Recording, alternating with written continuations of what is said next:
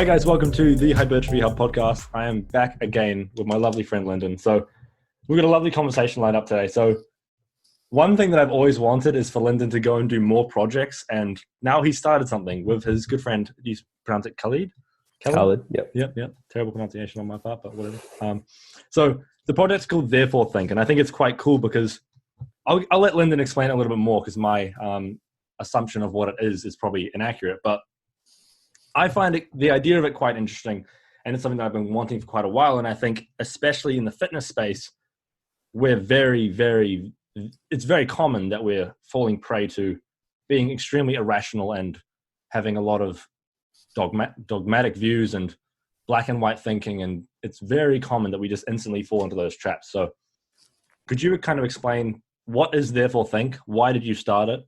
And where do you kind of want it to head? Yeah, so at the moment, Therefore Think is a site that contains about 2 articles, some bios, and not much else at this stage, but I guess it represents a seed of what will hopefully become a very fruitful intellectual tree one day. So Khalid is one of my good friends and someone who I would dare say is a mentor. He's just about 3.5, 4 years older than me, so has sort of gone through a lot of the things that I've gone through, a number of years ahead of me. We've had very different upbringings, very different cultural backgrounds, very different political views, and over the number of years that I've known him, we have had some very intense and extremely confrontational discussions. I typically, and I'm generalizing here, but typically came from sort of a right-leaning perspective in comparison to Khalid. I don't necessarily perceive myself to be from the right, but the political spectrum is a relative thing. And it's your position is just based on your relative position to someone else. I feel like a centrist, that sort of everyone feels like a centrist for the most part. If you're going to determine a centrist as being someone that thinks where the truth sort of lies. So yeah, at this stage, we've sort of got together and put together a site that we'll both write for. I certainly need to give Khalid the overwhelming credit for construction of the site. So I've written probably a few articles in the time that Khalid was preparing the site. So I've been definitely advantaged in that position. So I was able to get at least one article out. I've got a few more ready to go because, as I said, Khalid was doing the work that would benefit us both. So that was very generous of him. But yeah, we both have a massive interest in learning about the world, especially from both a scientific and philosophical perspective. Not to say they're entirely divergent, however. And we both have an infatuation for reading, learning, and writing, because I think the writing process is very constructive in refining your thoughts and the way you view the world. I think I mentioned this on the podcast we did with Eric. There is some research to show that when you need to explain your beliefs to someone, you put a greater amount of thought into them. So, and you generate a greater amount of alternative hypotheses, which is important if you're going to try and come across the truth at any one point, because a lot of people just come up with their sort of first hypothesis for a situation and go, oh yeah, that'll do. The first thing that comes to mind, that's now what I believe. So it does scare me a little, I guess, putting some of my thoughts out there. It's exciting, but scary. And in regards to what the project will hopefully become, I'm not necessarily sure at this stage. I was having a conversation with one one of my good friends slash clients yesterday, Billy, and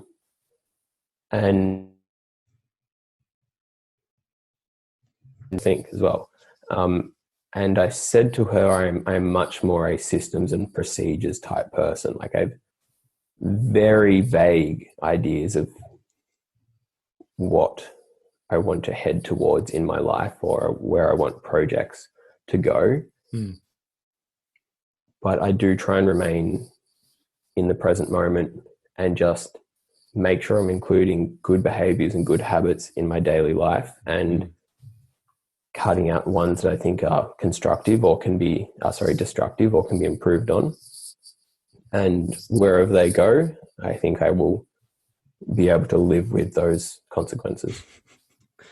I find it I like the way you outline those kind of things. I feel a very similar way. I try to live a very similar way, I think, at the very least. I really enjoyed your recent article where you're talking about intelligence. I found it was quite enlightening to sort of talk about, okay, yes, intelligence is important for a variety of reasons. However, it's like pretty difficult to change intelligence, and it's likely much more important that you can change a variety of other skills that will lead to you having more rational thought, if that's generally the case. In terms of aiming for a either more clear thought or more rational thought, is there sort of some major things that you feel as though people should generally look at first before they even worry about things like intelligence or general ability? Or do you think people sort of put too much stock or general stock in how intelligent they generally are? Yeah, so I guess to give some introductory information in regards to where this conversation will likely take us, intelligence and intelligence tests are, for the most part, good predictors of how you will do academically, but their real world sort of consequences or implications don't seem to be extremely high. So the reason for this, sort of the best analogy I can give, is intelligence is kind of like the size of the engine in your car, okay? Like, a more intelligent person, again, speaking in the sort of the technical sense of a measured IQ, someone with an IQ of 120 compared to someone with an IQ of 80, the person with an IQ of 120 can drive their car basically a hell of a lot faster. Like, it is just a more powerful engine. But how powerful the engine isn't the only factor in regards to getting you to a good destination or to any destination safely.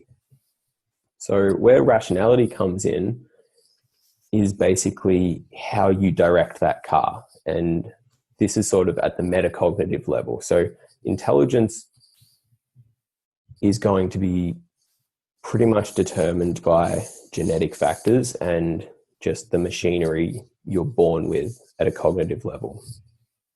Whereas metacognitive skills, or just the metacognitive level, is your ability to think about your own thinking. So rationality is important because it is basically the steering wheel and the brakes that are then incorporated with the engine. So I would much rather have a Toyota Corolla that has a functional steering wheel and brakes than a Ferrari that can just drive in a straight line, not slow down. But I guess it really does depend on how you use things, and a Ferrari is very flashy. Like, people that can sort of, they have large working memories, which is associated with intelligence. They can hold a lot of complex concepts in their mind at one time, use really elaborate words, speak very fluently, and that kind of thing. And that's sort of, I guess, the analogy of having a very flashy car, like a Ferrari. But again, those people may not necessarily be closer to the truth just because their IQ is high. And this is shown in a number of studies where, as people become more and more educated, their either equally likely or more likely to believe in conspiracy theories. Right. And there's a number of reasons why people believe in conspiracy theories, but one of them is basically an inflated sense of like self-confidence, like it's an overconfidence bias. Yeah. Once someone perceives themselves to be smart or intelligent, they think they can see things that other people can't, and that's not always a positive thing. No. So there's the high IQ Society of Mensa, which like some of the stats of the things that people believe coming out of that place is just ridiculous. Like, I can't remember off the top of my head, but there's some just absolutely staggering things. Like you would talk to any regular person down the street and they wouldn't believe that. But because these people have been sort of told that they're smart their entire lives and they believe themselves to be smart, and they just have such an ability to rationalize and reason in any direction because of their powerful mental engine, they can convince themselves of some pretty weird and wacky things. So, because that's something I've definitely run into. Like, I'm definitely not the most intelligent person on the planet, but I find the more I learn, the more I feel like I definitely feel that feeling, and I don't like that feeling, but I think that feeling could be somewhat addictive or somewhat pleasurable, like to think, oh, I just know things, like I can just sense things, and I just happen to know that this is the case. Like, yeah, that's typically the terminology used for that is earned dogmatism. Right. I think that's what you're referring to. It's like people feel like they can become dogmatic about certain topics because of whichever reason they justify it, because of past experience, or they've spent a lot of time learning about a certain topic. And irrespective of how you want to cut that cake, I think we know dogmatism isn't the most beneficial thing when it comes to discovering what we might conceive of as the truth. It's something that I've been thinking about a lot recently, and sort of it makes me quite sad. It's like I can't think of much that is sadder, like, because it's the moment you're dogmatic is the moment you cannot improve your thought. Like the moment you think, nope, this is just it, like I'm completely correct here, there's no way I could be persuaded, I find it deeply sad, because it's like I don't know, there's not many things where I think that's like, there's very few things, maybe like gravity, where it's like I can with a pretty high certainty guarantee that's the case. It's like, even that, like, I'm sure if there was some physicist who came along and they were like, actually gravity doesn't fucking exist or whatever, and they had a pretty rational argument and everyone was like, actually, no, that's true, I'm sure I could be convinced. But it's just like, I don't know, I find the whole trap of dogmatism, and especially, did you call it learned dogmatism? Earned dogmatism. Yeah, to me it sounds quite sad, or maybe sad's the wrong word, but is there anything you think we as people can actively do to be influenced by that less? Yeah, so there's a number of things that we can do. For example, just ensuring there is some variety and novelty to your experiences and the information you're being exposed to.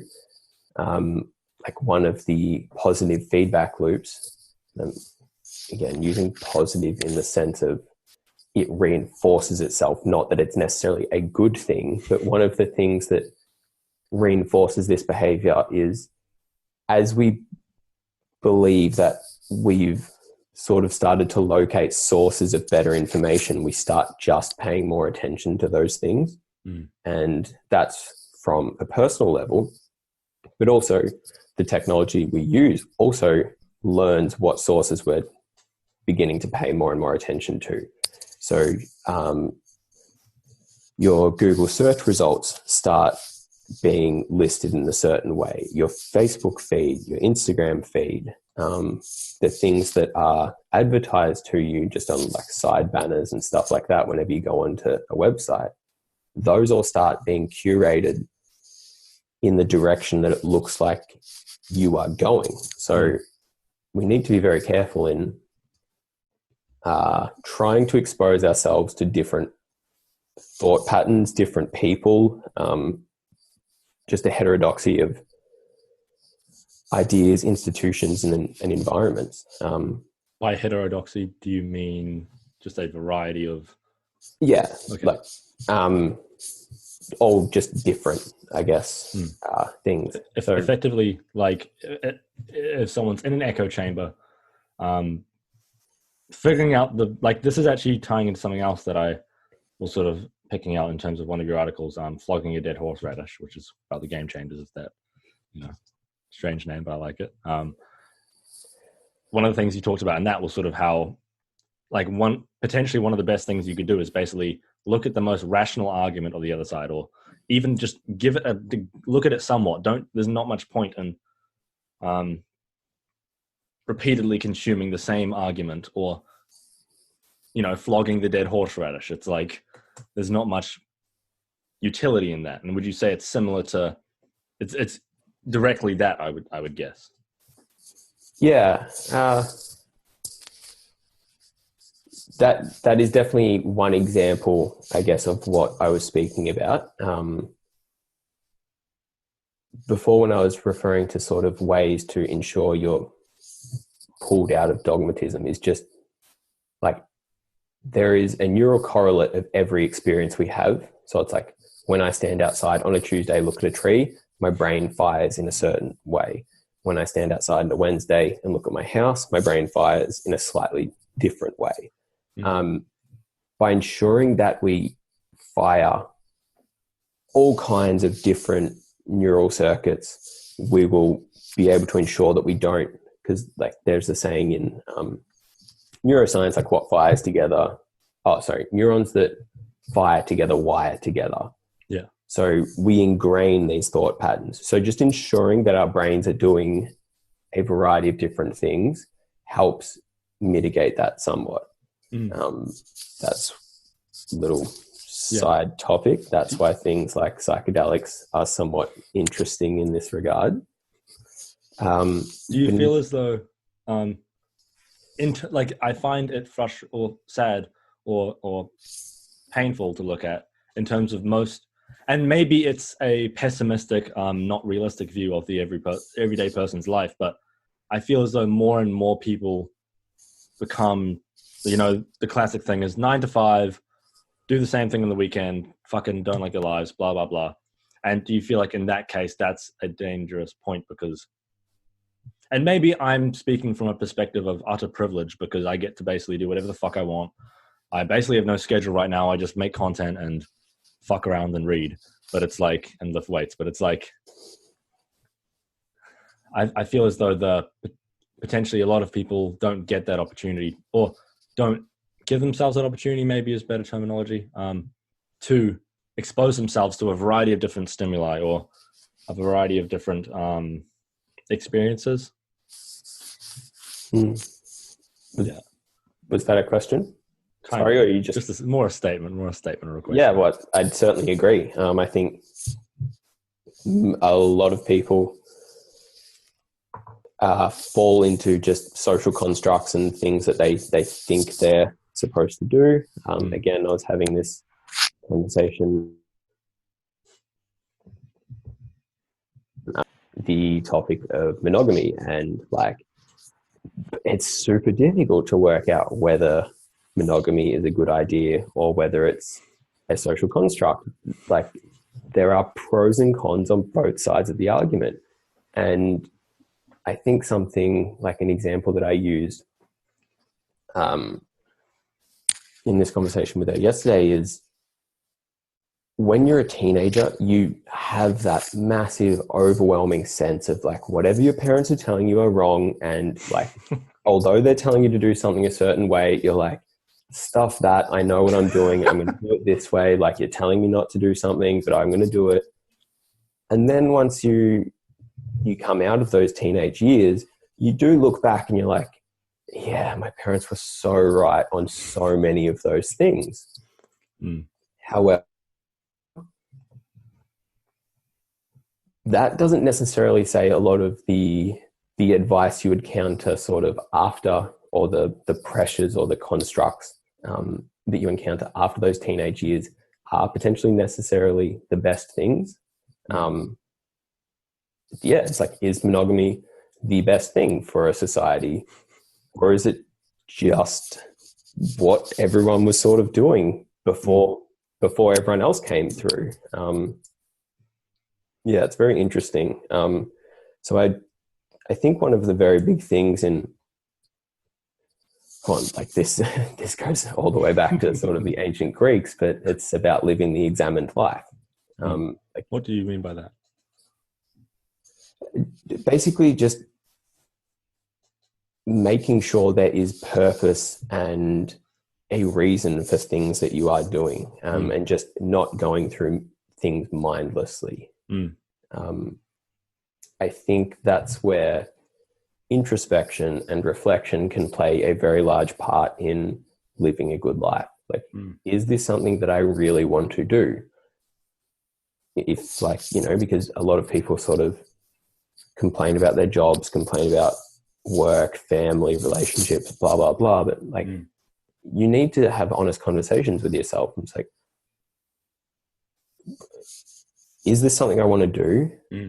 Work out the pros and cons. If it's not, probably do something else. Or if you realize that actually, even though my job isn't perfect, it still allows me way more opportunities and things that I want in my life than I could have otherwise. If that's the case, probably best to stop complaining about it, because I don't think that's going to help you very much. So,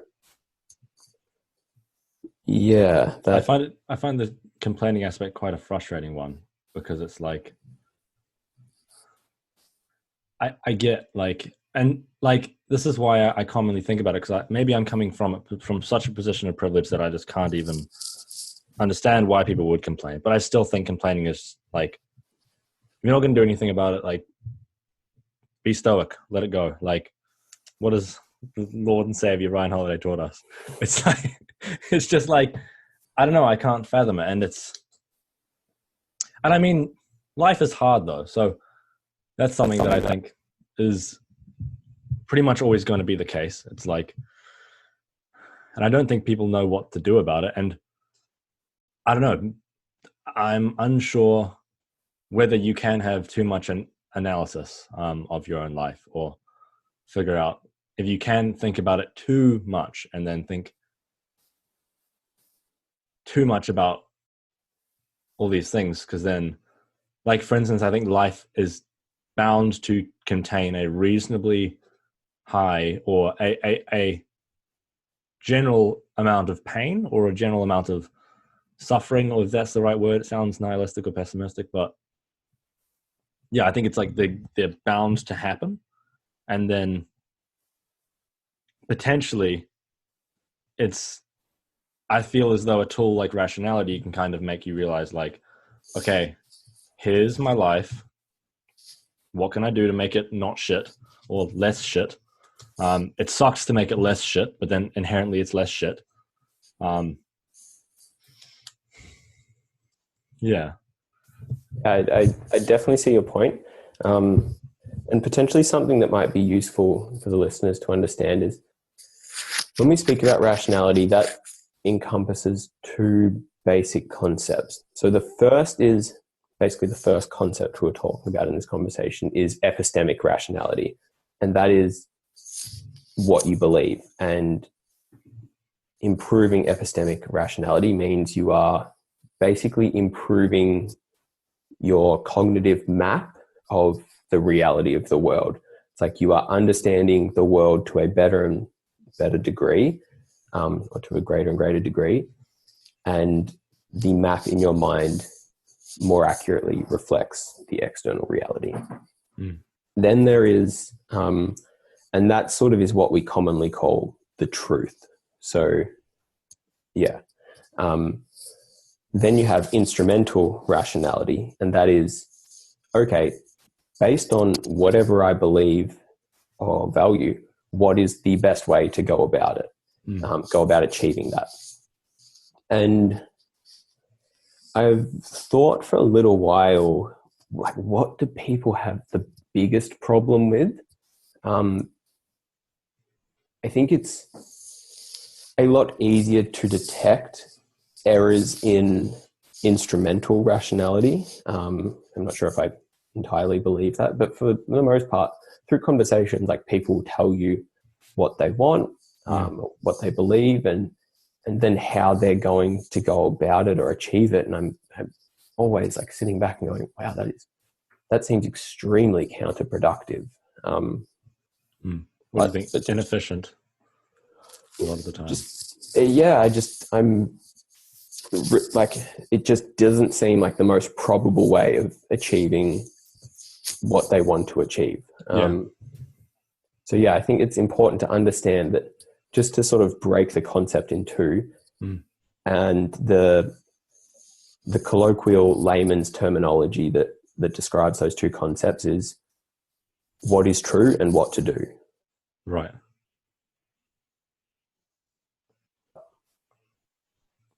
Did I just freeze there? Yeah, just froze a little bit. Okay.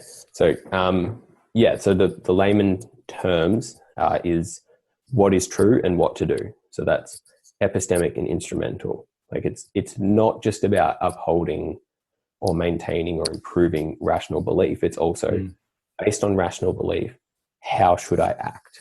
And I think that is a very important concept that, as you mentioned, Ryan Holiday talks about. Like I think it was Marcus Aurelius who Ryan Holiday borrows a lot of sort of concepts and philosophy from. It's don't, like Aurelius said something along the lines of, don't tell me about your philosophy, show me. It's like, don't discuss it, embody it. Yeah. So I feel like it's difficult, I think, to actually figure out like the bridging between those two things. Like how actually is, like, for me as like someone who, like, you know, scoliosis and all that, blah, blah, blah. It's like, I feel like there's a degree to which I can help that, and there's a degree to which I cannot whatsoever. And for a lot of time, I'm just like, I just try and a lot of the time push it to the side. I'm like, realize that you can't do shit about it. Cool, leave it. Like, and I feel like there's a lot of things where people feel as though that their problem is unsolvable, or they feel as though they cannot do anything towards the problem, when obviously they can. For instance, they don't like their job. And I'm like, okay, work from when you get home until 9 p.m. to do something else. Like, maybe that's an unrealistic solution. Maybe that's just me, because I think that that's a possible solution for most people. Some people have kids and all that shit and a job and blah, blah, blah. And, you know, adult shit that I don't have yet. So maybe that's something I don't quite understand yet. But yeah, I'm still trying to figure out whether it's just my, I don't know if privilege is the right word, whether it's just my privilege making me think that that's possible for everyone. And definitely I think there's probably a variety of, there's a spectrum of like how lucky you are in life and whatever. But yeah, does that kind of make sense? Yeah, it certainly does. I think, well, something I believe about the world is that any situation or environment holds both advantages and disadvantages. So, for example, we could use Viktor Frankel, who wrote Man's Search for Meaning, was held captive in 3 Holocaust camps and used that time to formulate his theory of, like, some of his psychiatric theories and finding purpose and meaning in one's life. Like, regardless of whatever environmental constraints are being placed upon you, that if you become dogmatic about, you know, this is a helpless situation, that will very fastly become a helpless situation. But a lot of the things we value in life are placed on different spectrums. So to use, again, the sort of societal level analogy, we value a relatively free society in the West. a relatively free society comes with a trade-off in regards to security. So that's just sort of just an analogy of like, there are two things that we value. If you have more of one, then you have less of the other.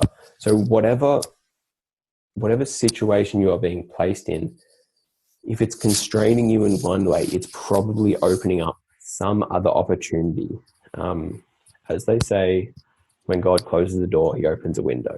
Like, that is an insightful statement, irrespective of whether God may or may not exist. Yeah, I definitely agree. I think it's I don't know if it's like I find it same with obesity. It's like, I don't know if you can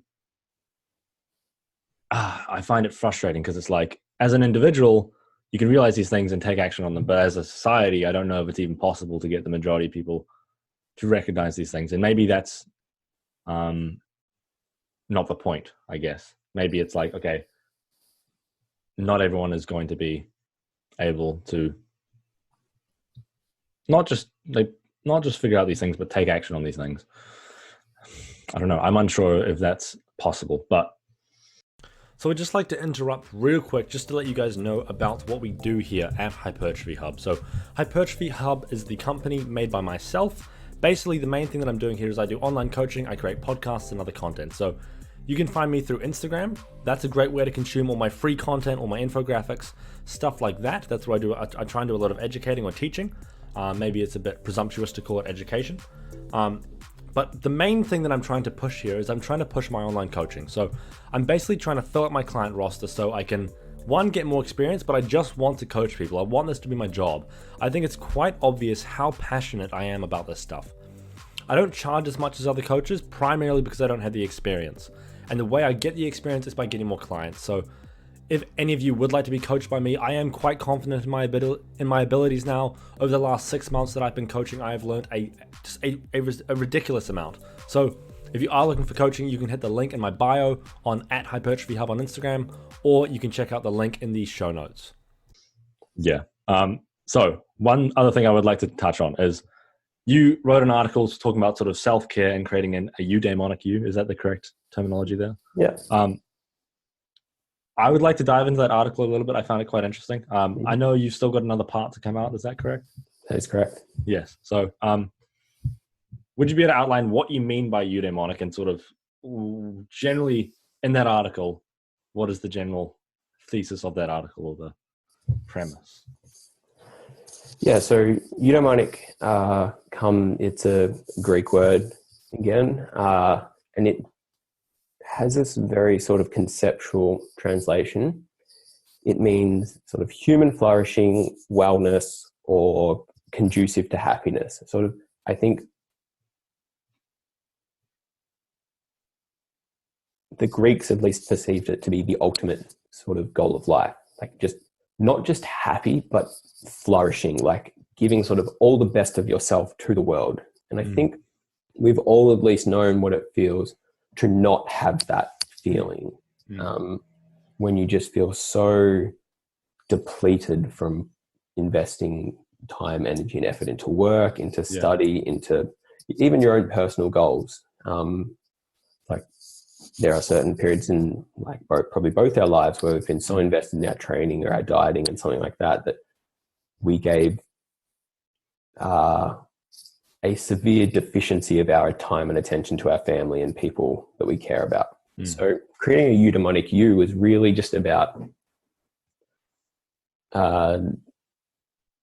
being healthy and the best you can be across a variety of wellness criteria. A lot of people in the fitness industry, and I guess this probably ties back to, the general role that I see myself trying to perform within the fitness industry, is just opening people's eyes a little bit wider and just say, hey, the thing you're focusing on is important, but there's probably some stuff that you're missing.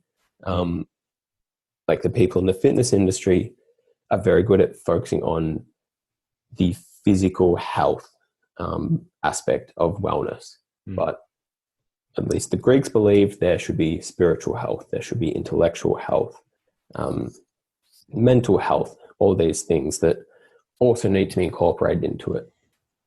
So I sort of discussed that in the article and had a little, I guess I wrote a little anecdote of myself and where I found myself late last year, which was, slightly heavier than where I typically like to feel comfortable in regards to body weight, but I'd been purposely gaining weight. So that was understandable.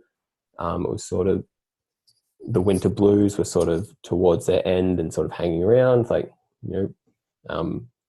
people just have a bit of a decline in mood over winter. It's, again, normal and understandable, but it doesn't help you feel good.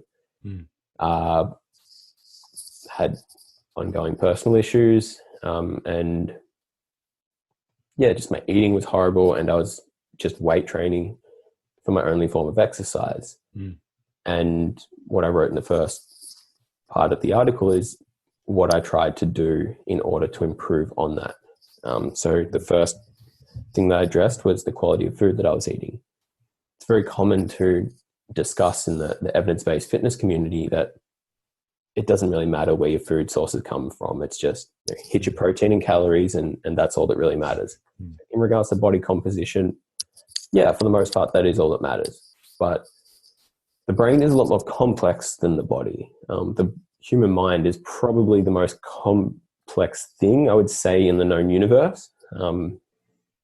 So it probably takes a bit more thought than, hey, get 4 boluses of protein in a day and you'll be sweet, mate. I go on. I found that was quite interesting to me, that part specifically, because it's something that I've been struggling with a lot, because it's like, I'm the typical, like, I can eat whatever the fuck I want, won't gain weight until I really start hammering the calories in, and then I'm like, oh, but fuck, who needs vegetables? They're a waste of stomach space. Like, and like, I don't know if that's sustainable. And I found it interesting because I think it was first Aaron Hoey who brought this up to me, as we were talking about, it was when I did a podcast with him, we were talking about how effectively food composition might matter more than we sometimes let on. And I find it interesting to see that there's multiple places that this applies. And I think it's probably harder to measure, to show these things, right? It's like probably harder to give people a reason to eat generally healthy, but it seems to be generally true. I think there was also some research by Kevin Hall and Stefan Gaine talking about how just simply the amount that food was processed influenced calorie expenditure.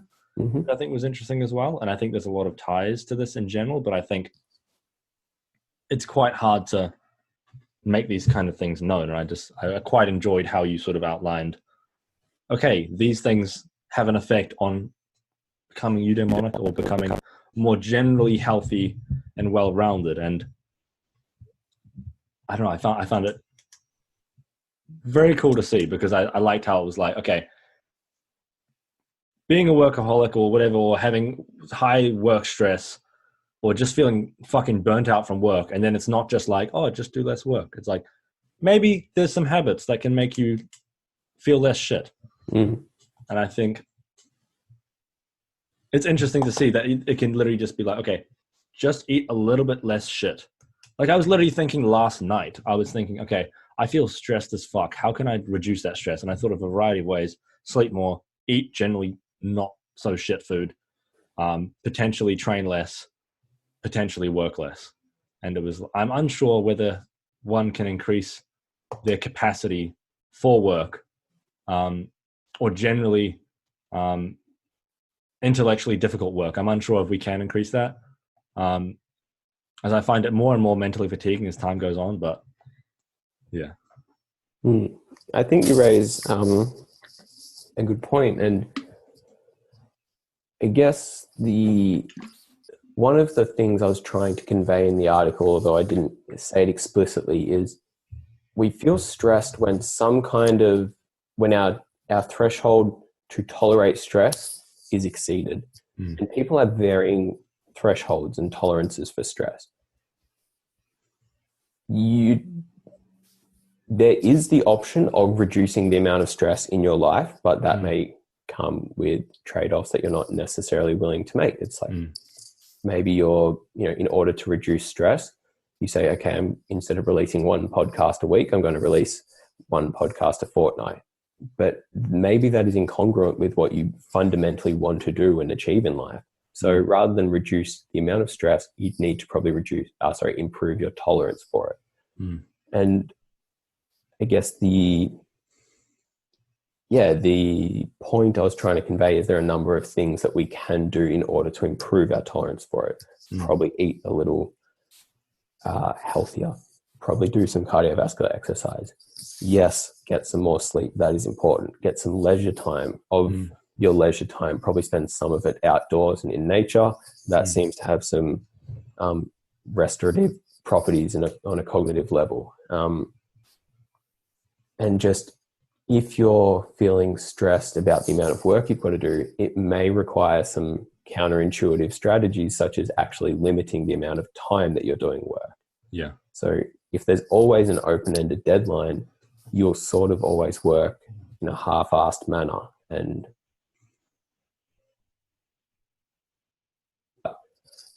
something Cal Newport speaks about in Deep Work is the value is almost the intensity of the work you can produce, not the volume or duration of it. If you work half-assed for 24 hours a day, that's probably of less value than producing your most intensely focused, high-quality work for 2 hours. Yeah, that's the stuff that people will pay you for. I completely agree. And I think it's like one thing that I found with that is over the years, I've realized one thing that I think is very important to me is like dedicate time to literally just leisure. Like don't check email, don't respond to anything that's work related. Like for instance, a lot of people on Instagram, like Instagram for me now is a lot of like business stuff. And it's like, I'll just fucking not touch it. Like don't even look at it. Don't even respond to emails. Just fucking play COD or something. Like read a book. Like I try not to let anything else leak into that because the moment it does, it's like half-assed leisure time. And I feel like having leisure time where you're literally just fucking not working. It's like, I don't know. I feel like the most unproductive thing a person can do is try and multitask between two things that directly oppose each other. It's like, yeah, it doesn't make much sense, I think. No, I completely agree. And I think the analogy between this behavior is very sort of at a business level. People doing that, it's very common to like the warriors in regards to bodybuilding who are sort of like, I'm willing to do what it takes except rest, have, recovery days, make sure I get to bed at a reasonable time and not just get up at 3 a.m. to do my fasted cardio. People in regards to their business strategies are sort of like, they want their businesses to succeed so much. Like, I'm willing to do whatever it takes, work around the clock, run myself into the ground, whatever. This is all I care about. And it's like, if it's what you care about to the extent that you say you care about it, you probably need to rest more because like that's what's going to, something that is interesting that's discussed in the product, like sort of productivity research and realm, is actually having an unschedule. So rather than scheduling your day in regards to what you've got to do, it's the first thing that goes into your schedule is your scheduled downtime. Like, so you create an unschedule. It's like, this is the non-negotiable from 6 p.m. to 8 a.m. I am doing what I want and nothing but resting, recovering, being ready for whatever I've got to do. Once you recognize on a psychological level that you will have adequate time to rest and recover, you are much more motivated and driven to do productive things with the rest of your day. But it's that sense of, as we go through the typical work day, it's like, I've got to do this and I've got to do that. I don't know when I'm going to catch a break, that you actually try and have your rest while you're trying to do something. Yeah. That's, as you said, that's unproductive. So I think the idea of having an unschedule is very interesting and potentially insightful. I quite like that idea. I think that's something I will probably apply, because for me, it's like, oh, I'll just schedule in an hour of leisure time and I'll just do it. I'll pick it whenever I can do it, instead of like, this is undeniable. It's like, because then you kind of have a deadline of like, I finish work here, like fucking nothing else after that. And I find that idea quite nice. I quite like the idea of that, because I find more and more, as Hypertrophy Hub progresses, I am like, okay, like, so I'm writing an article currently, and it's like that. I'm also writing the lecture thing, and then coaching and writing infographics and podcasts. And I'm like, shit, like there's actually a lot of stuff. Like a few months ago, this was like a little, I just basically made podcasts, and now it's like, there's all this other shit. And I realize I need to be as efficient as possible, but also realizing I'm one human. One human can only do so much. However, I can hopefully likely increase the amount, but also the quality to which I can work, which I hope is the case. How much, like, do you believe quite strongly that you can increase one's, I guess then maybe the word would be like life MRV, or like ability to tolerate stress in general, total stress, or? I'm unsure. I don't think it necessarily matters, to be honest, because I think if there are, and I believe there always will be, options to improve how efficiently you are going about seeing the amount of output you're producing per unit of stress, I think that will always be able to be improved on.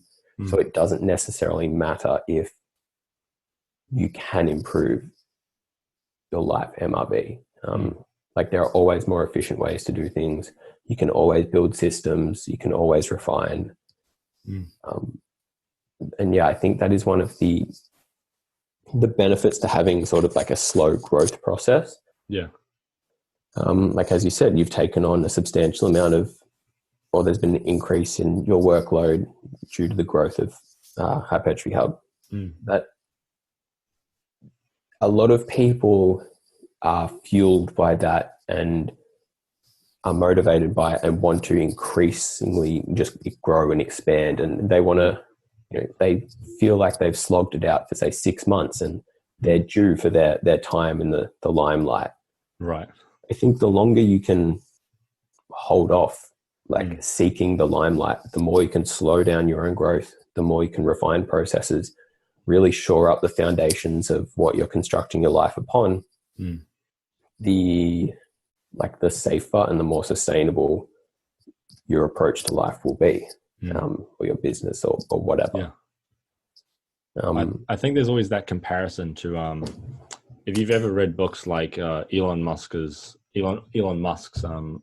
biography by someone or other, it's like the really famous one about him. And you look at people like that and you look at people like Steve Jobs and you're like, oh, fuck, like, do they ever rest? And they don't, like, they don't talk about those things. And then, like, recently, so for the last maybe 4 months ago, I literally just basically let the podcast views basically half, just because I was basically decreased frequency, mainly just decreased frequency, I would say. Maybe like, it was like once every 2 weeks for like a month or two. And like the podcast views just absolutely plummeted, but I was okay with that because it's kind of like, okay, the frequency with which I was releasing podcasts was like twice a week. And it's like, it's a difficult thing to upkeep while also making them not shit. And it's like, I want to get a reputation of every podcast I release being highly useful. And if I begin to let that fall, then I think that would be probably the worst possible thing I could do. If I let the quality of the podcasts I release fall, then that would be like, okay, people already have a plethora of podcasts to listen to. Like, they're giving you their time by listening. If you're not giving them anything back, it's a waste of their damn time. So like, if the content you're making is shit, then it's shit. So it's like, yeah. And I think I was looking at Joe Rogan thinking like, oh shit, he releases like 15 episodes a week, 72 hours of content. It's like, well, keep in mind, what else does he do? Obviously he does other stuff, but it's like, that's kind of his main thing. He probably has a team around him that sources guests for him, et cetera, et cetera. And yeah, I think it's always an interesting one. I try not to, I'm trying to kind of let it go slow because I don't want to fuck my shit up, basically, if that makes sense. Yeah, of course. And I obviously don't want to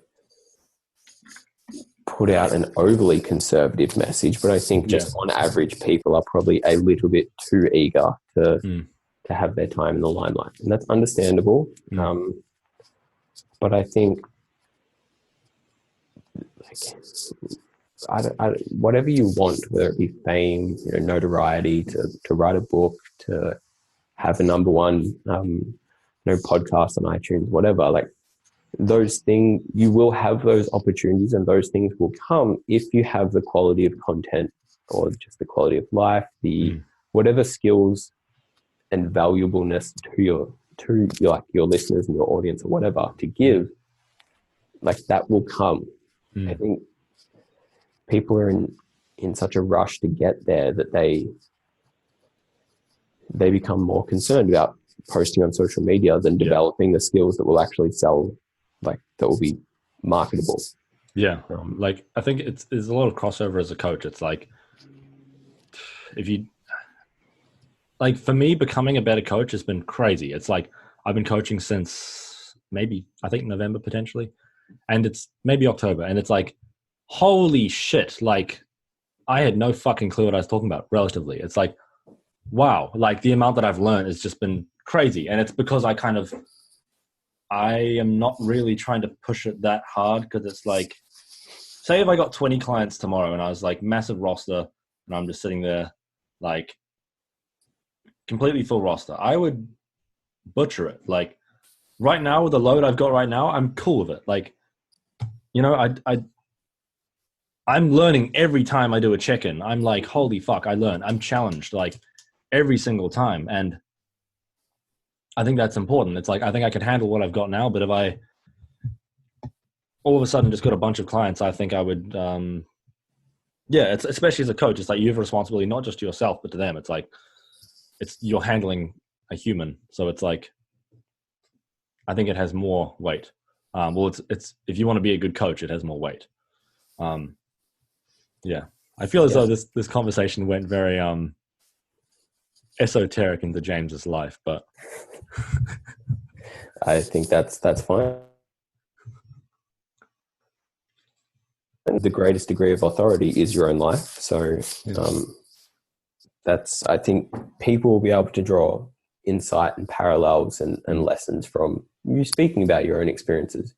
I think so too.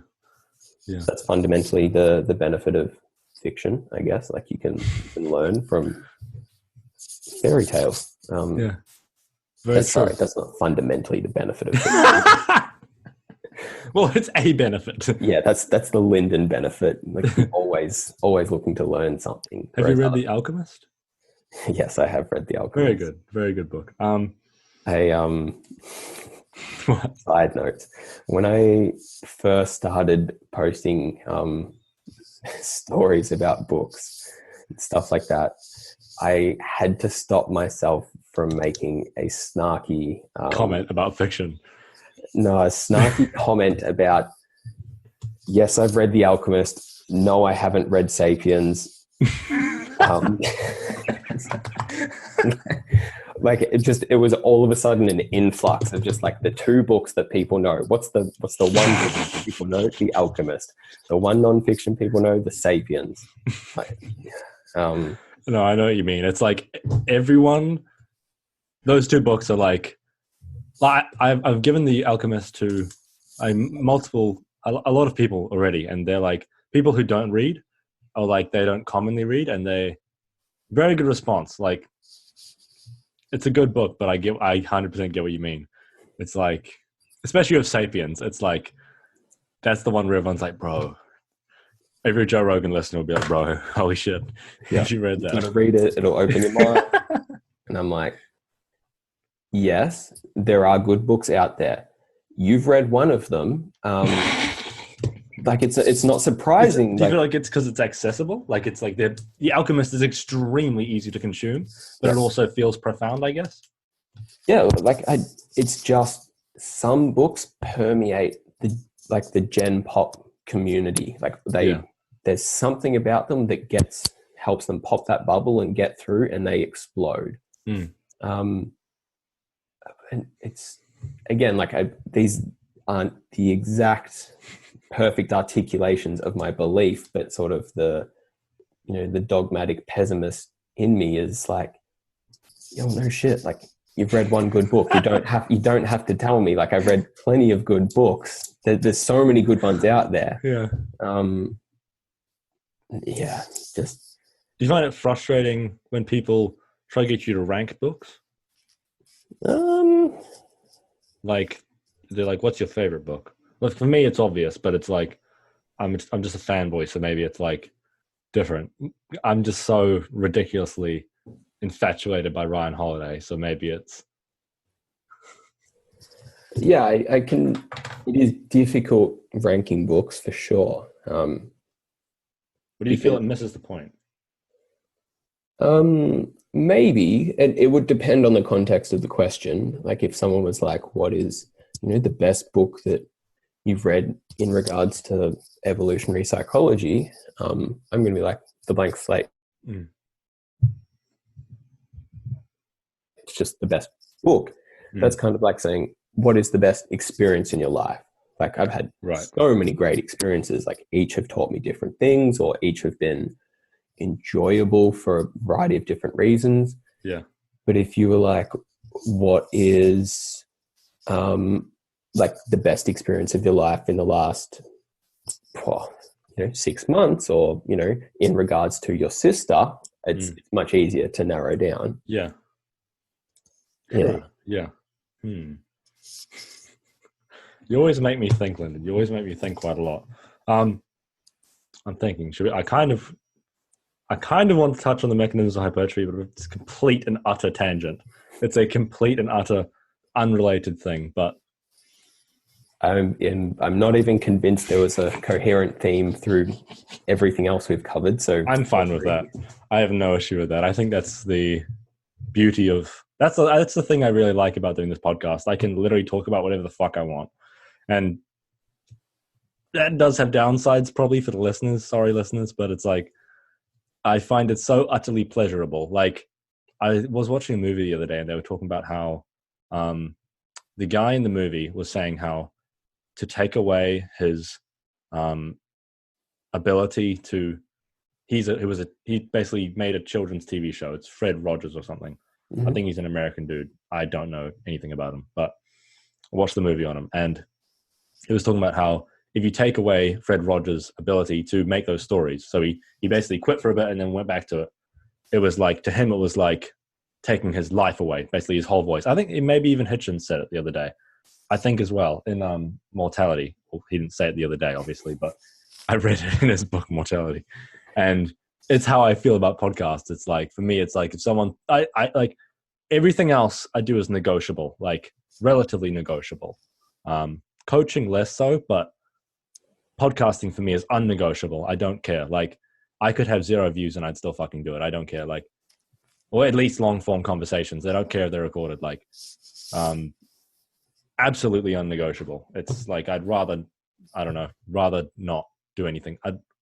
If I had the choice, I would just do this for the rest of my life. But yeah. I think that actually, like what you were saying before we were on air about like what's almost the benefit of learning about an eclectic topic like capitalism versus socialism. It's like that has no direct relevance to the Hypertrophy Hub. I think that is almost my own non-negotiable thing. It's like I just need to learn, and it is just a fundamental necessity of my life. Yeah, that I need to seek truth and try to understand the world around me.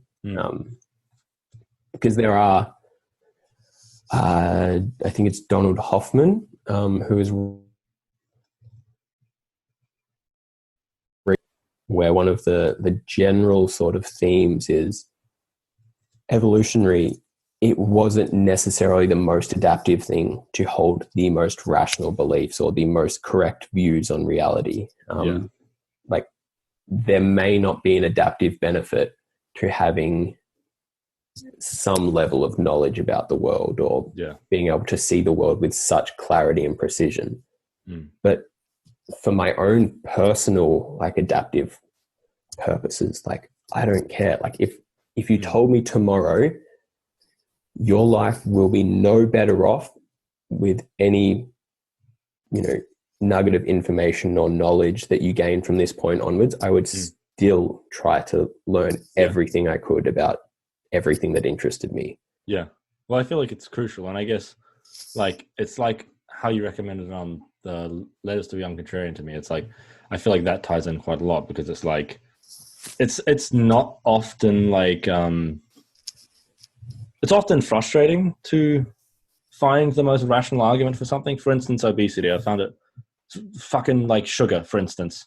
I've had many arguments with people in the last 3 months about the addictive qualities of sugar or the lack thereof. And it's like, I guess, having a view that is against the norm or contrarian is consistently potentially socially isolating, maybe is the word, or maybe socially frustrating at the very least. And but it's like, what the fuck is the other option? Like, be less rational? Fuck that. Like, I don't know. I can't see the point of thinking in any other way, although it's not always easy to think 100%, or it's never easy to think 100% rationally. Yeah, without a doubt.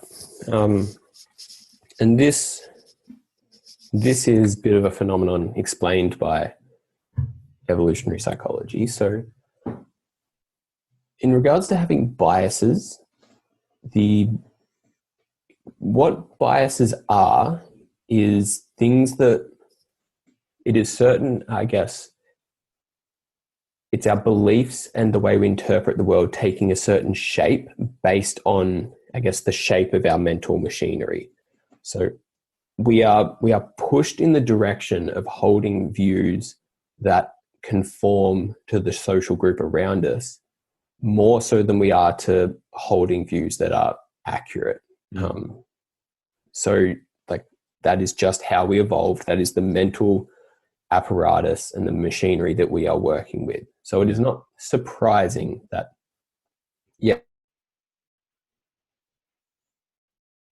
we have a tendency to conform on an epistemological level.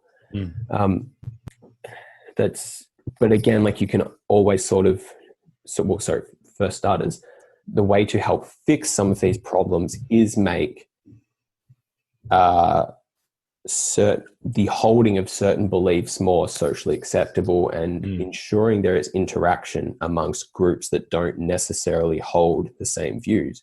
Like, if we continually treat, anti-vaxxers in aggressive, malicious manner, they won't have that social pressure to or the release of social pressure to conform to the anti-vax ideology. Like, we need to understand that it's not just rational arguments, but also social pressure that help people come to certain beliefs. But in regards to the contrarian point you raised, so one of the articles that I'm writing at the moment for thereforethink is hopefully an introductory piece to sort of the concept of critical thinking, why it's important, how to do it, where it came from. It's a lot more substantial than I was like, I'll just write a small piece on critical thinking. And I was like, okay, something I've been interested in for at least probably 6 years now. A little bit stored up there. That's like saying I'm just going to write an article on the introduction to hypertrophy. Yeah. And you cover everything in hypertrophy. 487 pages later, I just what's the introduction done? Oh, it's called a book. It's in that this is why I really am appreciating the writing process, because it helps formulate some of your ideas. I think a lot of people tend to view contrarians as critical thinkers. Okay, like, because a lot of people don't actually have a great understanding on what critical thinking is. Yeah. Like, if I told or asked someone on the street, it's like, is critical thinking important? They'd be like, yeah, of course. Like, employers, academics, people everywhere talk about the importance of critical thinking. Then you're like, okay, what is it? You're like, oh, it's like this and it's that. And it's like, that's actually ironic in itself. Like, having an inability to clarify terms and define what you actually mean is an indication of like a lack of critical thinking. Yeah. You are just uncritically supporting critical thinking. Yeah. So some of the proxies we use for critical thinkers is whether someone holds a correct view or whether someone holds a contrarian view. Like, we both sort of conflate, or we use both of those as a bit of a proxy. When someone thinks the right thing, well, it's like, yeah, they're a critical thinker because I'm a critical thinker and I think the same thing as them. Right. Or a contrarian. And I think like Menno Henselmans is sort of the easiest analogy to use in the fitness community. Is typically referred to as a critical thinker because he sort of picks holes in arguments. Yes.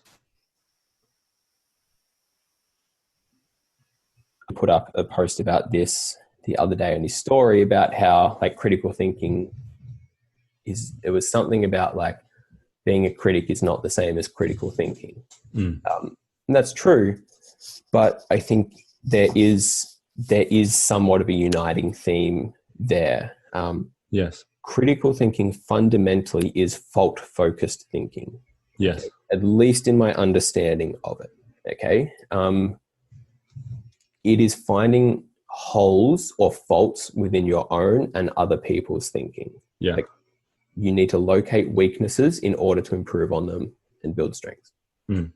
So finally, tying this back to the contrarian concept, like, if you find faults in other people's thinking, you will become a contrarian. Someone is not a critical thinker because they hold a contrarian view, but if you critically think, you will become a contrarian because in order to, you need to find faults in others' thinking and therefore hold some other view. Yeah. So, well, there's no point. Like, if everyone agrees, for instance, that let's say that everyone agreed that calories control weight loss and gain. Let's say that's the case. There wouldn't be much point in me now really just being like calories. I don't think that would have much intellectual.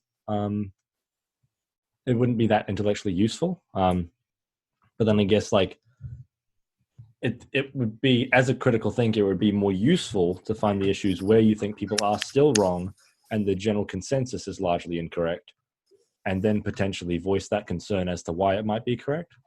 Does that generally go along with that? Yeah, no, I agree. I think, I guess the point that I was trying to make, and potentially I wasn't super clear, is being a contrarian is the effect, not the cause of critical thinking. Yeah. Okay. It is the outcome, not the way to achieve it. Right. That makes more sense. Yeah, that definitely makes sense. Sorry, that's something that I think is, well, I think it's written. No, I don't think it's your articulation. I think it's more just like because it's like when I'm trying to think about issues, I'm commonly thinking, for instance, when I'm making posts for Hypertrophy Hub, I'm trying to do things that haven't been done a million times. And that in essence will make it sometimes quite contrarian because I'm trying to talk about things that haven't been talked about as much. And I think I'm sometimes in danger of just being a contrarian for the sake of being controversial. Although I'm trying to not do that as much as possible because there's not much point in,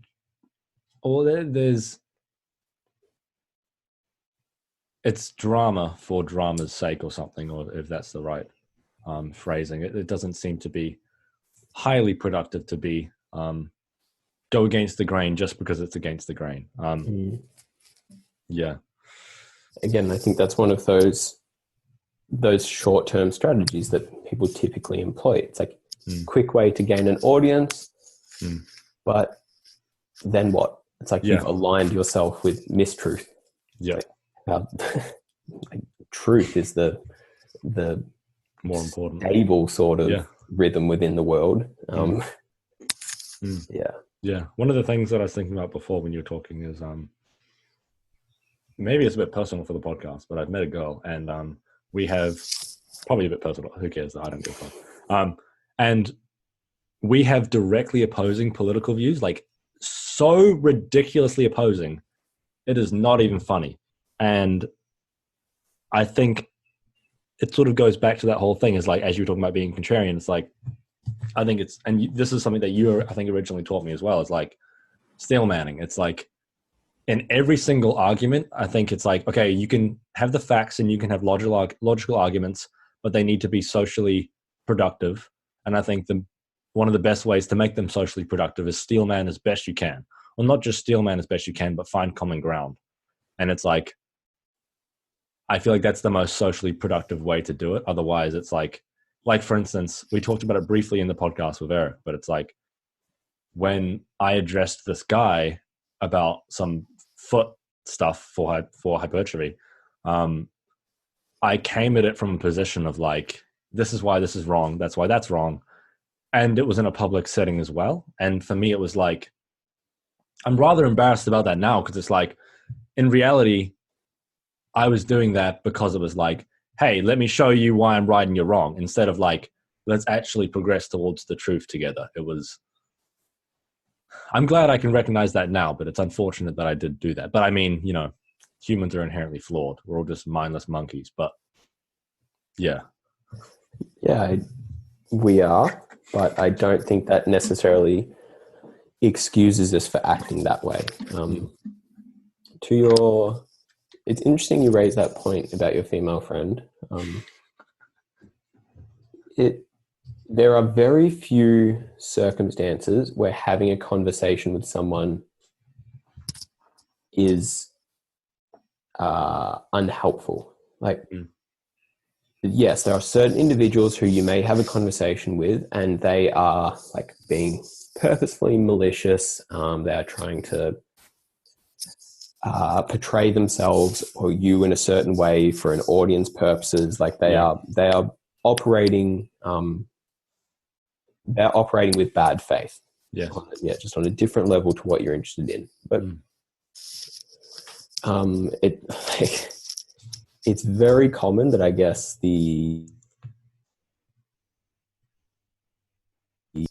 reduce this to females that I've spent intimate time with. But like anyone that you get to know well, like straight away, I'm quizzing them on like their beliefs and really deep stuff that interests me. And so often in those circumstances, we do find we have rather differing views, and that is like, that's fantastic. Like odds are, like overwhelmingly, the odds are neither of us, and I'm saying you and I, as opposed to sort of whoever we're talking to, hold completely correct views. But let's say this person, so it's like their influence can likely move you closer to the truth. Yes. Let's say this person is 100% wrong, like just without a doubt 100% wrong, but they are not acting in bad faith. Yes. They still too can provide you with a benefit. Yes. Like we've all felt that internal like rising of anger, like when someone is holding opposing political views. Yes. How often do you get like training where you can also like, circumstances where you can train under those circumstances of maintaining composure, trying to articulate the best views. Like even if they don't move you a budge from your views, you've at least had a chance to have your defenses tested. Yes. Both on an emotional level and an ideological sort of rational level. That is very, very valuable time. So yeah, I think that's something that I learned from you quite a lot. I think maybe the first time we talked, or the second time where we talked about the mechanisms of hypertrophy, my understanding of it was zero. Like I didn't even know what they were. Like it's crazy to think how little, but it's like, it's funny looking back, but it's like, I think you and a lot of the people at JPS have allowed me that time to like say incorrect things and then be slightly prompted towards something that's slightly more true, or be challenged on my beliefs as to why. Like, you guys would commonly say something like, why? Like, I posted something about, should I compete in bodybuilding? And Jacob responded with, why? Just that. And I was like, oh, fuck. You actually have to think about it. And it's like, it's in a safe and productive manner as well. It's like, yeah, I think it's like the most, fuck, I feel sorry for people who don't get to have that. Like, I feel greatly lucky that I've been able to have that with a multitude of people over the last 2 years or so. It's like, however the fuck long I've been doing this. It's like, yeah, it's just the most amazing thing in the world. It's like, how can you possibly get closer to the truth without conversation? I honestly don't get it. Like, you can get pretty close, but you're just evaluating whether a source is more or less correct. It's like, people are dynamic and they can actively rebuttal your ideas in real time, instead of you have to find the idea. You have to, for instance, say if you want to argue against the blank slate, you can read the blank slate, not the blank slate, like the book, The Blank Slate. But it's like, you can read the blank slate and you can read all the arguments, but then say if you disagree with something in there, you have to go and actively find the argument for and against your disagreement, instead of a human can instantly rebuttal that. And it's cool. It's really fucking cool. I feel very like someone, I think they messaged me and they said something along the lines of, I don't know if it was me, I think it was someone else. They get to listen. It was Austin Current. I was talking to him a while ago, and it was talking about how one of his listeners messaged him and said they get to sort of be a fly on the wall in his intellectual conversation about difficult things or critical thinking. And it's like, man, try and find like some person who can challenge your beliefs, not just for the growth, like just for, I would be suffocated without it. I don't know. Like, I find it the most socially rewarding thing possible, but also progress is nice too. Like, yeah. Yeah, no, I think you raise commenting on your post actually was something I was thinking about a lot this morning. Like, it's funny. Like, I went for a swim this morning, and like swimming is really cool because like you can't just be influenced. Like, your phone's not there. Like, you can hear nothing but just the water. And you'd sort of given me a heads up of what we might be talking about today. And I was trying to think about like, what is the simplest advice I can give for anyone if they were looking to sort of improve their truth seeking. Here's like a 3-letter English word called why. Just ask why. Like, whatever you believe, like whatever you're told to do, like, just, if you can't explain something, like someone, what, like just say why. Be guided by why, and I think you will increasingly discover more true things. It's almost a fail-safe. But again, your point about conversations is fantastic. But I think also the relevance of books, and as you said, people tend to put books on a pedestal a little bit, but I think they're just examples of, or they allow these conversations to go on at different depths and on different time spans. Like, a book it's very slow, but it's very deep. Whereas a conversation, you can get, 80% of the argument knocked over in 30 seconds. Yes. And that keeps people interested. Like, not everyone is interested in reading a book, but a lot of people take a sort of typical introvert-extrovert divide. Extroverts are interested in the truth as much as introverts. An introvert's probably going to read a book, whereas an extrovert's probably going to have a conversation. But ultimately, like, if we're going to discover the truth or like help humanity in any sort of profound way, it's like, you don't want to be like, yeah, this is just a job for the introverts or just a job for the extroverts. We need everyone working on the job. I guess they're two different methods of truth seeking in a way. It's like, maybe I always think of myself as introverted, but maybe I'm not, because I make fucking podcasts and I love it. I don't know. Potentially. I don't know. Fucking not sure. Maybe I should take a test or some shit. Is there a test for that? Yeah, there's just a few. That was a silly question, but yeah. I'll send you, after this, I'll send you probably 2 of the better ones that I've come across. Fantastic. Online. They're cool. They're not bad. But also, like, you said something, and I was going to say this point before. I can't remember what it was in relation to. We need to be careful of constructing narratives or like rationalizing versus reasoning. Yes. That you are 60% introverted. And now that's a piece of information you can use to explain away like certain aspects of your behavior. It can help you rationalize why you do certain things. And it's something I was talking about with Khalid the other day is like, you can either explain certain beliefs to yourself. Like, let's say you hold a false belief or something that is maladaptive or whatever. Whenever someone, or certain behaviors, whenever people are sort of pulled up on that, they typically have an explanation for why. Well, it's like, you can either explain that belief or you can exercise it. Like, just get rid of it, cut it out. If you recognize it's maladaptive, you have the choice of get rid of it or construct a coherent narrative and allow yourself to keep it. But recognize you are doing that. I think pulling the unconscious into the conscious is one of the most important things of having a more rationalist worldview.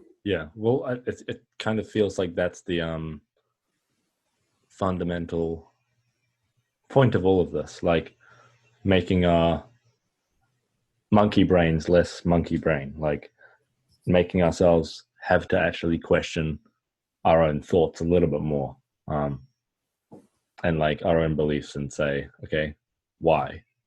And then, you know, if that's a correct interpretation of that statement. It reminds me, there's a quote. I wish I had the book on hand. But there's a sort of fundamental principle in psychology that is, your brain is the best at what you're not aware of. Like, the most complex problems are the ones that are pushed into conscious experience. There is so much stuff that you are doing that, or thinking, believing, like that is influencing your actions that you're unaware of. So things like deep introspection and like meditation and analysis of just constantly asking yourself why on a variety of things, I think is extremely important if you wish to improve your behavior. Like, as you said, like analyzing your behavior, you're not sure if there's an upper end to how much it should be done. Like, there probably is. But I think few people are in danger of actually hitting that threshold. I think it's, I sometimes worry that I am, because like I'll talk to people and I'll be like I'll say shit like, commonly people will talk to me about doing things just for fun and I won't get it. Like, I find it hard to comprehend that sometimes. Like, I have active leisure time because it's productive, if that makes sense. Like, I find it hard to, like, I do find things enjoyable, obviously. I'm not a robot. Like, I enjoy like going to festivals. I find that intensely pleasurable for a variety of reasons. And it's like, I do find it difficult sometimes, because it's like, well, you can always be more productive, but and you can always analyze things to a higher degree to make them more productive. And that's probably a good thing, but it's like, there's definitely a point at which it can be like, okay, maybe you're productive enough already, or maybe this is missing the point. Like, I remember when I read Stillness is the Key, I was like, shit, like, there's a point to all of this that is not just, you can drive success forward in a monetary or materialistic sense, but then it's like, are you happy though? Or like, are you like content, or are you dreading every day? Like, I don't know. I don't think productivity is that directly linked with happiness, but I'm not sure. I think it does have a link, but I think at a point it can oppose it, definitely. If that makes sense, and if that's just not a complete tangent. But no, I think it does make sense. I think my personal belief is productivity or value is an end in and of itself. Like a lot of people sort of only use productivity and the production of value to acquire money or materialistic things. But it's like, even if the money and the materialistic things were taken away from you, like finding enjoyment in just productivity and producing value is the key. Like if you can be happy doing that, then the other things are just icing on the cake. That was at least sort of like one of my lessons from reading like Ego is the Enemy or other sort of Ryan Holiday stuff. What's that? Is that I haven't. Ego is the Enemy. I'll send you a link as well. Thanks. Yeah. I'm glad you read that book. It makes me deeply happy that you read that. It's fuck, I love that book, obviously. But it's just like, I don't know, I think it would be hard to find. I find it's like, I think we talked about this already off air ages ago, but it's like, I find it's very easy to look at that book and think, oh, it's just another shitty self-help book. But it's like, I don't know, I find like his other book, The Perennial Seller, is, God, I'm the best advertisement for him ever. But it's like his other book, The Perennial Seller, talks about how like the things you create should generally be pretty perennial, or generally they can be consumed with the same utility in 10 years time or 100 years time or whatever, if you can do that. But it's pretty difficult to do that. Like your lecture I was watching the other day on, can't remember what I think it was General Critical Thinking and Rationality. And mind traps and tricks and all that. And it's like intellectual faults and furtherance. Yes, that one. Yes. And I found it relatively interesting because it was like, I think over time, I think that will continue to be relatively like, I don't think that'll go out of fashion, or I don't think it'll not be useful in like 10 years, you know? Well, thank you. I appreciate that. I think there are 2 points I would like to make here. Retrospectively, we should look back on the work we produce and the things we've done and say, "Ooh, like that could have been better." Yeah. That is indicative of growth and advancing yourself, like your knowledge, your morals, whatever. But that shouldn't mean in the current moment you are okay with constructing just, shit that will end, like be pointless tomorrow. Like your goal should be to create it as timeless as possible. Yes. The second thing I'll say, and sort of loop it back to our previous sort of conversations, like that's why I haven't read Sapiens. Everyone crapped on about it for 6 months. It's like, cool, if it's a good book, it'll still be important and a good book in 10 years time. I'll read it then. It's like, you guys, since you've read Sapiens, haven't read other books that have still been relevant for 50 years. Like go and read The Last Word by Thomas Nagel, or go and read The Intellectual Life by, I don't remember what his name was. It was like written in like 1920. It's like, that book is still relevant now. Like people, and sort of when it comes to improving rationality, like even outside of books, it's like you're probably better off consuming a book than the news. People talk about like, oh, I'm going to watch the news because like I want to know what's happening in the world. It's like, it is called news because it is new. Like as Steven Pinker makes the argument, like it's actually the opposite of what happens in the world on a regular basis. It's like, directly like it's I don't know. I couldn't care fucking less. It's the most useless or least perennial stuff. It's fucking baffling. It's like at that point, to your point about socialism versus capitalism, it is much more important to know about that and understand that, because that has been afflicting human societies for centuries now, as opposed to the coronavirus. Like, cool, you're an expert on the coronavirus. All right, like, talk to you in 2 weeks then. What are you going to have to tell me then? Yeah, because I think it's. Oh, I think you're probably well aware of this, but it's like, as Steven Pinker talks about, it's like, well, we're all talking about the coronavirus because it's immediately frightening, right? And then it's like, but no one's talking about like, I think we've talked about this before. Bill Gates how he like solved or nearly solved polio like over like a number of years, and it's like that probably wasn't major headline news until like the end or a big milestone or something, or you know, something that triggered it to be news, if it was ever news. It's like little things, good things happen progressively over time, or they progressively overload into over time, and then bad things happen all of a sudden, and it's like I wish that was more common knowledge. It's like it's just this. Well, this actually comes back to sort of like I was saying before about the mind, and the way it functions takes certain shapes. So that produces certain behaviors on a consistent basis. The mind or the brain is a change detector. Yes. Like that, it seeks change, and things that remain stable, it doesn't direct attention towards, because it's unlikely to be a threat. Like the grass that hasn't moved is much less dangerous than that bit of grass over there that just moved. You're like, wow, that could be a predator sort of like hiding in there, or like, who knows? Like, yes, because we obviously evolved from evolutionary times, and like we needed to seek or be aware of change. Like there are people dying of starvation every day. There are also people being saved from starvation every day. Like, but these have just been constant trends that have been going on for decades. Yeah.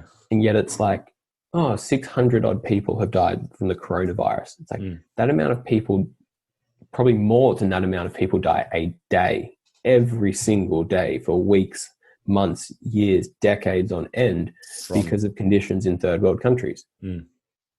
Like, or obesity, or you know, like things that we know are an issue, and it's like they're just slower issues. It's like, geez, I don't know. That's why like diabetes and obesity frustrate me so much and make me so sad, because it's like we almost as a society, we don't seem to realize how frightening they are. Like I've had patients come into, back when I was a podiatrist back in the day, like I've had patients come in 1 week, full foot, like everything's there.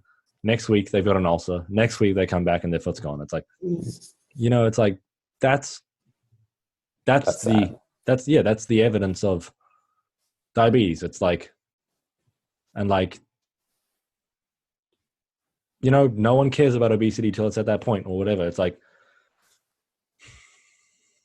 I don't know. It's no one, it's not in the news until there's one story on fucking someone lost their foot, or not someone, but people are losing their foot. And then they just show that you the one bad impact, but in reality, it decreases quality of life almost instantly and progressively. It's just not aggressive. It's like this minor, dull, consistent decrease in quality of life. It's like, I don't know, it's frustrating, but I guess that's human irrationality, or the news cycle irrationality or something.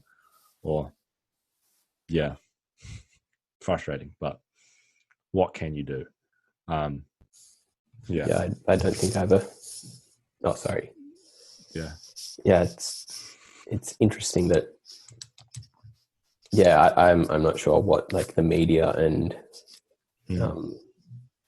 what the answer is there, because people sort of point at the media and talk about them influencing like our views and perceptions, and that's certainly true, and we can see that with the coronavirus. But like that is just the incentive of the program. Like they are supposed to report on novel things. Like I think, don't worry about the media, just take personal responsibility in the information that you're consuming and go from there. Yeah, I agree. So that was a fantastic conversation. I think we should end it there. Because I love these conversations, honestly, make my life. Like, it's crazy. It's just like, doesn't matter where it goes, it just goes. And then you're like, fuck. You know, it's just, yeah. So if people are looking for you, where can they find you? Where can they find Therefore Think? I believe you work for a company called JPS, I think it is, maybe, potentially. Yes, the company I work for, called JPS, certainly makes Therefore Think look like a minnow. So JPS, I presume at this point everyone knows how to find myself or JPS. JPS Health and Fitness on Instagram, JPS education on Instagram. That's our more sort of education-based content, obviously. Myself on Instagram is al.j.purcell, and you can find thereforethink at thereforethink.org. Yeah, highly recommend, like, everything there, you know. It's just like, I don't know, I find it sad that you don't have like 1 billion followers. Like, thank you guys so much for listening to this podcast. So I hope you enjoyed the kind of off the cuff nature of this one. I love talking to Lyndon. We get along as people, but we also get along sort of in the general topics that we find fascinating, which is really cool. And I think we have quite a interesting dynamic between us when we have a conversation. So yeah, like, I learn a lot every time I talk to this dude. So seriously, go follow him. Like, I genuinely couldn't recommend it enough. I hope this podcast kind of breaches your emotional threshold, if that makes sense. Like, it makes you feel. I hope it makes you feel. I hope it makes you understand why I look up to someone like Lyndon. Because yeah, he's just a very interesting and unique, but genuine, and he's just a very genuine, unique, and interesting human. But yeah, anyway, enough of being nice to Lyndon. I hope you guys enjoyed. If you would like to support the show, the best thing you can possibly do is leave a review. That means the absolute world to me. That kind of gets me up in the charts and also gives me feedback. That's something that I really, really need, because I want to be the best podcaster I can be, and that's the best possible way for me to do that. So yeah, I'll see you guys in the next episode. The next episode, I'm actually not quite sure. Oh, so it's an interesting podcast between Steve Hall and Danny Lennon. Look forward to that next week. It's basically, I won't reveal anything about it, but yeah, it's a very, very interesting conversation between those two. If you know those two, you can kind of guess what we're talking about. But yeah, anyway, thank you guys for listening, and I'll talk to you again soon.